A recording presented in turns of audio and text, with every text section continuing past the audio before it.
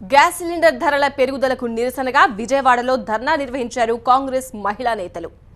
ఆంధ్రరత్న భవన్ ఎదుట కేంద్రం దిష్టిబొమ్మను తగలబెట్టారు. అనంతరం గ్యాస్ సిలిండర్ను పాడెపై ఊరేగిస్తూ నిరసన తెలిపారు. పేదల పాలిట కేంద్ర రాష్ట్ర ప్రభుత్వాలు నిరంకుశంగా వ్యవహరిస్తున్నాయన్నారు కాంగ్రెస్ నేతలు.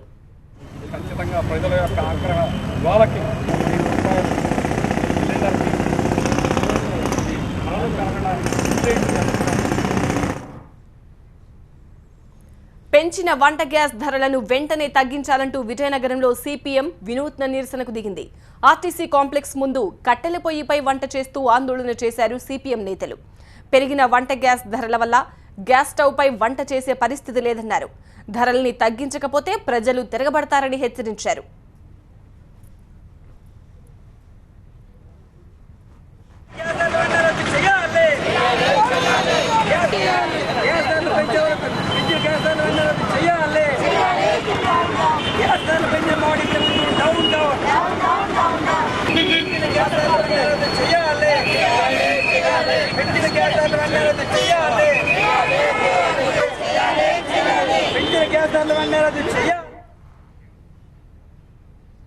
గ్యాస్ బండ పేదోడి గుండెల మీద గుదిబండగా మారిందని ఆందోళన వ్యక్తం చేస్తున్నారు సామాన్యులు. గ్యాస్ సిలిండర్ ధర పెంపును వ్యతిరేకిస్తూ విశాఖలో వామపక్షాలు ఆందోళనకు దిగాయి. జీవీఎంసీ ముందు వినూత్న రీతిలో నిరసన వ్యక్తం చేశారు. మా ప్రతినిధి దేవి నిరసనకు సంబంధించిన మరింత సమాచారం అందిస్తారు. పెంచిన గ్యాస్ సిలిండర్ ధరలను వెంటనే రద్దు చేయాలంటూ డిమాండ్ చేస్తూ ఈరోజు విశాఖ జీవీఎంసీ ఎదురుగా ఉన్న గాంధీ విగ్రహం దగ్గర సిపిఎం నిరసన తెలియజేస్తుంది. అయితే పేద ప్రజల నడ్డి విరగొట్టడానికే ప్రధానమంత్రి ఇలాంటి నిర్ణయాలు తీసుకుంటున్నారు. పెట్టుబడిదారులను ఎంకరేజ్ చేస్తున్నటువంటి ప్రధాని పేద ప్రజలకు నడ్డి మాత్రం విరుస్తున్నారంటూ వీళ్ళంతా ఆరోపిస్తున్నారు. అయితే వీళ్ళ ప్రధాన డిమాండ్ ఏంటి అనేది తెలుసుకుందాం. సార్ చెప్పండి, అంటే ఈరోజు పేద ప్రజల నడ్డి విరగొట్టడానికే ఇలాగా గ్యాస్ ధరలు పెంచుతున్నారని మీరు డిమాండ్ తగ్గించాలి అంటూ డిమాండ్ చేస్తున్నారు. అసలు మీ డిమాండ్స్ ఏంటి? గ్యాస్ ధరలు ఒకేసారి విపరీతంగా పెంచింది. గత నెల పెరిగింది, ఈ నెల ఇప్పుడు ఈ రోజు నుంచి పెరుగుతున్నటువంటిది. గృహ వినియోగం ఒక సిలిండరు 95 రూపాయలు, వాణిజ్య వినియోగం 148.5 రూపాయలు. ఎప్పుడూ చరిత్రలో ఎక్కడ కూడా పెరగలేదు. రిలయన్స్ కంపెనీ యొక్క ప్రయోజనం కోసం, రిలయన్స్కి లాభాలు బాగా రప్పించడం కోసం మాత్రం ఇలా చేస్తున్నారు.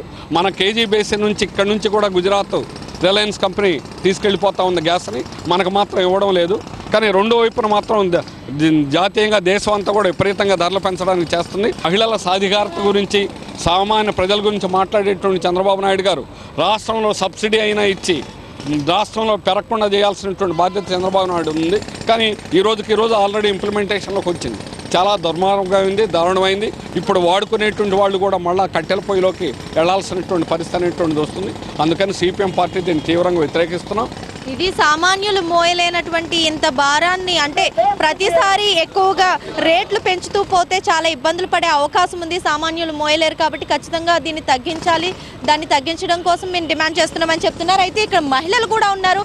అసలు వంట చేసేటప్పుడు సిలిండర్స్ విషయంలో కావచ్చు, వాళ్ళు ఎంత వెచ్చిస్తూ ఉంటారు ఏంటి, అసలు వీళ్ళు ఎలాంటి ప్రాబ్లం ఫేస్ చేస్తున్నారు అనేది తెలుసుకుందాం. అమ్మ చెప్పండి, అంటే నార్మల్గా మీరు వంట చేస్తూ ఉంటారు, సిలిండర్స్ కట్టెల పొయ్యి నుంచి ఇప్పుడు దీనికి వచ్చారు, అంటే రేట్లు ఎలా పెరిగిపోతున్నాయి, మీరు ఎలాంటి ఇబ్బందులు ఫేస్ చేస్తున్నారు? మోడీ గారు అధికారంలోకి రాకముందు 630 రూపాయలు గ్యాస్ ఉండేది, ఇప్పుడు 830 రూపాయలు చేశారు.